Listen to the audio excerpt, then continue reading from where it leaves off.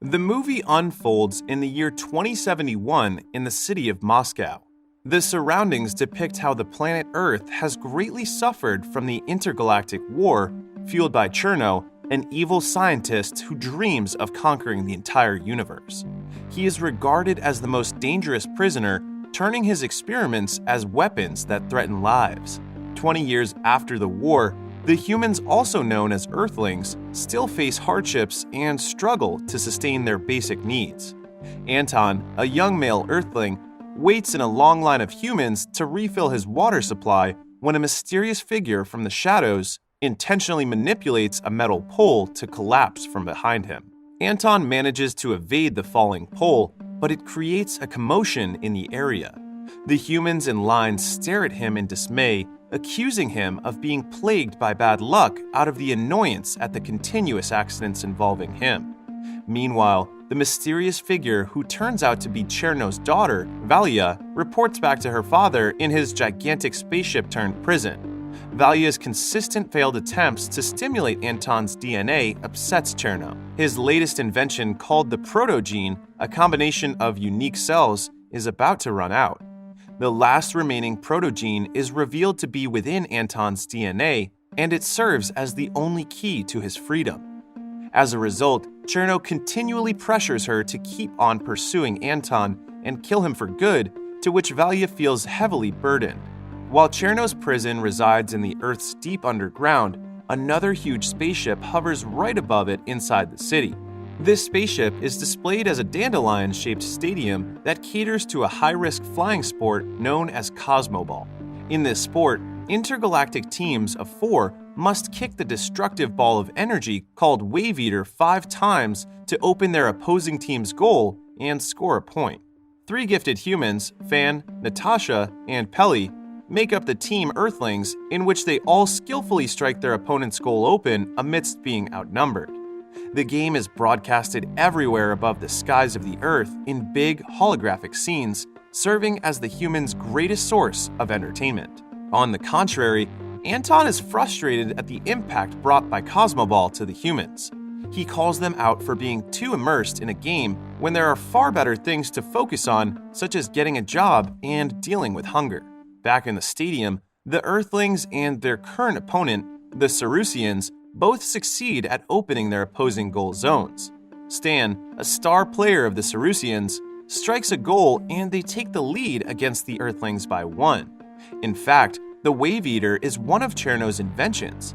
In the midst of transporting another Wave Eater to the playing field, Cherno successfully intercepts the transfer and instead tosses the wave towards the machines. A few machines smash to bits, severely injuring the guards in the process. This urges Bello, the head of the Galactic Cosmoball League, to momentarily halt the game and inform the players about the sudden technical difficulty. The guards regain control of the Wave Eater, and the game resumes as soon as the ball reaches the playing field. Though the game ends in a draw, it is the first time in history that the Earthlings triumphantly make their way to the finals, earning a loud cheer from the human spectators in and out of the stadium. Cherno, on the other hand, shouts in anguish at the sight of his creation turning into lumps of rock. The night emerges and Anton comes home to his sick mother. He finds out that his mom has been lying about her medical supply and pretends to be fine. Anton rushes to the pharmacy, where he comes across a young woman named Anya. The two of them break into the pharmacy to steal some food and medical supplies, but the alarm immediately catches the attention of the police. 2 police officers, led by Captain Vasily, catch up to them. Anton pretends to surrender alone and distracts the officers while Anya remains hidden. He manages to create an opening by distracting them and is able to run away. Just then, Anton runs and crashes onto a rushing vehicle, causing him to shout in panic. Vasily checks the front of the truck only to find nothing else but the stolen medicine spilled all over the floor. They leave the place in confusion, while Valia, who has effectively concealed herself as the driver of the truck, grins in satisfaction. Later, it is revealed that Anya is also Valia, who has been following Anton all this time. Anton's fear has activated the protogene and his teleportation ability for the first time, as he teleports uncontrollably a few miles away from his previous location. Disguised as Anya, Valia lures Anton to her basement and captures his attention through their common interests, such as their shared dislike for Cosmoball and their desire to help their sick parents. Anton listens intently, oblivious of why Anya pulls a few strands of his hair to collect a portion of the protogene from his DNA. Anya brings the hair strands to her father. However, the protogene barely responds because of the inadequate amount. Meanwhile, Anton comes back home surprised at the sight of Bello and the Team Earthlings in their house. Bello confirms Anton's teleportation ability and expresses his interest in recruiting him as the fourth player of the Team Earthlings. Anton strongly declines, telling them that he does not like Cosmoball and that he has to take care of his sick mom. Natasha steps in and insists on finding a cure for his sick mom in exchange for his approval. She convinces both Bello and Anton, and they seal the deal with a handshake. Anton is instantly brought to the stadium ship, where he marvels at every sight.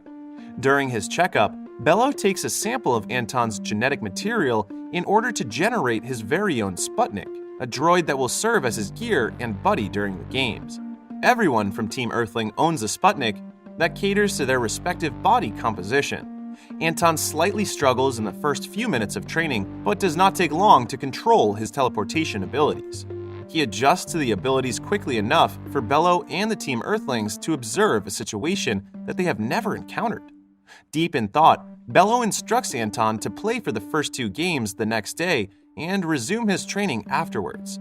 Bello leaves with Natasha afterwards to meet with the Galactic Council and talk about a possible cure for Anton's mother.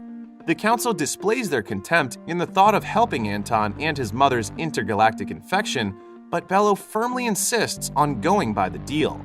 He regards Anton as the most gifted athlete after having seen his performance on the first day of training. Natasha spends time with Anton and expresses her fondness of him every chance she gets, which bewilders Anton most of the time. On another note, Valya, who has shapeshifted as her alternate identity Anya, captures Anton's attention through their shared dislike for Cosmoball and the same intention of finding a cure for her father. She takes advantage of Anton by giving him a poisonous pod that can possibly destroy the stadium ship and end Cosmoball for good. Anton's Sputnik arrives at the scene with Natasha to fetch him. Before they leave, Anya gives Anton a peck on the lips and slips the pod on his hand while Anton's Sputnik eyes Anya suspiciously. On their way back to the stadium ship, Anton grows interested in his Sputnik. Natasha tells him that Sputniks warn their owner on potential threats and may or may not activate battle mode depending on the probability of danger. Another game of Cosmoball commences the following day. The poisonous pod stays undetected even after going through inspection. The Team Earthlings link with their Sputniks to gear up for the game. Anton, who is warily holding the poisonous pod in his hand, gets it stuck beneath his glove. Anton talks to his Sputnik and removes the glove, and Anton uses his hand to squeeze the poisonous pod, and its sap spreads across the stadium ship's floor. Anton nonchalantly walks away after following Anya's orders and enters the waiting area. As the athletes enter the playing field, Anton finds himself surrounded by a large crowd full of welcoming cheers. Back in his house, his mom watches the game together with Vasily, looking healthier than ever from the continuous medications. Soon, the players get into position and start the game. Anton, on the other hand, sits on the ground and ignores the entire game, causing the audience to call him a quitter. Bello pauses the game to summon Anton, attempting to talk some sense into him. He shows Anton the entire machinery inside the stadium ship and explains how Cosmoball is more than just a game. He tells Anton about the war, Cherno, the Wave Eater, and his last invention, which is the protogene. Ultimately, he says to Anton that being an athlete allows him to give his fellow Earthlings something to hope for amidst their current situation. Anton eventually realizes the repercussions of his action and runs back to retrieve the poisonous pod that he dropped, only to find that it has already seeped into a portion of the ship's stadium. He comes back to the playing field and shouts that the stadium has been infected, but to no avail as the game goes on. Bello fortunately notices him and reacts quickly by freezing the infected area. The poison continues to spread, and the stadium ship goes into emergency evacuation mode in order to protect the audience. Natasha arrives to free the remaining audience stuck inside when the Wave Eater dashes toward her direction. Anton sees this and races to her aid before the athletes kick the Wave Eater 5 times, which results in its meltdown. He loses consciousness from being hit by the Wave Eater, but he wakes up not long after. Then he immediately goes to confront Anya in her basement, yet as soon as their eyes meet, she stuns Anton and shows him her true form as Valia while confessing her admiration towards him. Even so, she is disappointed in him for not completely destroying the stadium ship and begins to collect a moderate amount of protogene in his DNA before leaving him unconscious. Anton Sputnik hurriedly looks for him after sensing the threat. Finding him lying unconscious, his Sputnik connects with him and ends up exhausting itself to heal Anton's injury. At the same time, Cherno acquires the protogene from Valia and begins his escape plan. Through the protogene, Cherno summons another one of his creations, a gigantic puppy-like creature. He links himself with the creature to gain full control and uses it as a spaceship. The protogene in his possession also grants him the ability to teleport his way out. After a while, Anton wakes up and sees Natasha and Bello beside him. Somewhere inside the same basement, Bello hears Cherno calling his name. Cherno addresses Bello as his creator and invites him to join forces with him. Natasha becomes confused upon hearing this. She questions him up front, but Bello shrugs her off. Along with the Cerusians and Amazonians, they all gather outside and briefly encounter Cherno as he successfully escapes and teleports out of planet Earth. Meanwhile, the athletes stay on guard throughout the city while Bello informs the Galactic Council. He also reveals the closely guarded secret about Cosmoball to everyone. They learn that Cosmoball is not a game, but a war, and that the stadium ship is built to prevent the destruction of the planet. Back in his home, Anton's mom comes to tell him that the athletes are leaving for the war against Cherno, but Anton lies down wearily and disheartened from the events around him while holding his Sputnik in his embrace. His mom turns to comfort him, saying that on planet Earth, people make mistakes all the time, but there are strong people who try to fix the mistakes they've made. Simultaneously, Bello holds another meeting with the Galactic Council about their plan of action, when Natasha suddenly enters. Natasha is still bugged by what she heard. She persistently asks Bello why Cherno addressed him as his creator. Bello is left with no choice but to explain to her that Cherno is the greatest failure as a fellow scientist. He says that Cherno was forged in his image. He admits his mistakes, thinking that Cherno would assist him like the Sputniks do. He has given him feelings, but has failed in shaping those feelings. Bello and Cherno's falling out has led to the banishment of Cherno and has resulted in the events of the Intergalactic War 20 years back. Outside the planet Earth, Cherno prepares to fire his newly created Wave Eaters from his ship. He reunites with Valia, instructing her to prevent the athletes from leaving the Earth as long as she can. The huge battle ensues immediately after Cherno sends a succession of Wave Eaters to the surface of Earth. At the same time, Fan, Peli, along with the members of the Cerusians and Amazonians, spread out in different positions outside the city in anticipation. They continuously kick at the incoming Wave Eaters, tossing it towards each other to complete the 5 strikes. Outside, the ships of the Galactic Fleet set up a trap for Cherno and his ship through the supervision of Bello. Cherno, on the other hand, nullifies the trap and destroys the ship single-handedly, which is watched by Bello and Natasha in torment. Using the stadium ship, they continue their pursuit on Cherno. In the midst of destroying the Wave Eaters, the athletes begin to feel fatigue. Stan is on the verge of overheating while Fan is injured from being hit by the Wave Eater. Despite that, they push forward. The impact of their swift strike causes some buildings to crash in some areas of the city. It is when Anton alarmingly gets up and witnesses what is happening. He talks earnestly to his Sputnik and fully establishes their connection. Anton later calls his Sputnik's name Mowgli, which finally awakens it. Anton heads out to assist Fan and Peli. He brings injured Fan to safety with the help of their fellow Earthlings. The residents of the city of Moscow find shelter against the falling debris, including Anton's mom and Vasily, who has developed a romantic relationship after hanging out together on several occasions. Up in the sky, 2 Wave Eaters in a row rush towards Anton's direction. He manages to strike the first one, but fails to notice the second one, which drags him towards the ground. He lands safely, but ends up in tattered clothes. His Sputnik, Mowgli, senses the situation and instantly comes to his aid. They happily reconcile and link together, creating Anton's gear for combat. Anton is now able to communicate with the rest of the athletes, and with Mowgli in battle mode, he begins to strike once again in full spirit. He successfully destroys each Wave Eater with only one hit, impressing the rest of the athletes. On the other side, Bello decides to face Cherno head-on. He gives Natasha full control of the ship's stadium, ordering her to go back to Earth and save the others in case he does not make it back alive. Natasha agrees and teleports with Bello inside Cherno's ship, where they arrive to finally confront him.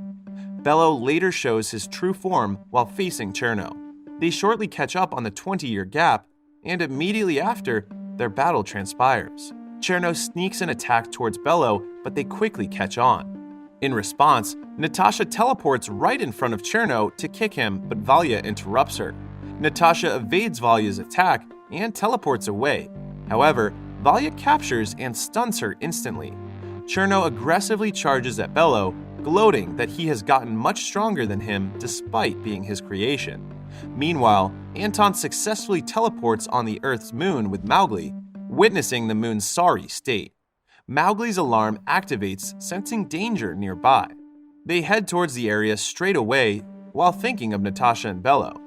In the ship, Bello angers Cherno after he attacks with balls of ice towards his protogenes. Cherno creates a large shield to protect his creation while Bello continuously attacks.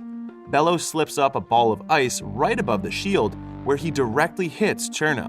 The ice spreads around Cherno and it freezes his entire body.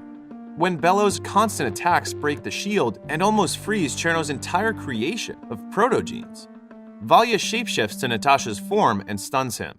Valya currently gains the upper hand, incapacitating both Bello and Natasha before she destroys the ice that has been trapping Cherno. Cherno breaks free and utilizes his elastic gear to strangle Bello. He says his parting words and is about to kill him, but Anton arrives in time. Anton takes Valya hostage against Cherno, making him release his hold on Bello. Cherno walks towards Anton's direction and challenges him as if he can never kill Valya. He mentions that Valya has never been a perfect creation and stabs her in the abdomen himself. Cherno's blade lightly touches Anton's gear, and it pushes him forcefully on the lining of the ship where he is trapped and unable to teleport. Bello barely manages to keep Cherno distracted by dropping a bead of ice in an attempt to neutralize the power of the ship. The evil Cherno proceeds to direct his makeshift spear towards Bello and kills him instantly. Anton takes the chance to connect with the ship itself through their shared cells. He meets the puppy-like creature and it wildly chases him. As Anton nears the exit, he decides to stop and directly faces the creature instead. The wild creature is taken aback, its limbs coming to a full stop in front of the Earthling. They both stare at each other for a moment, and Anton later protests vehemently at the creature for its threatening behavior.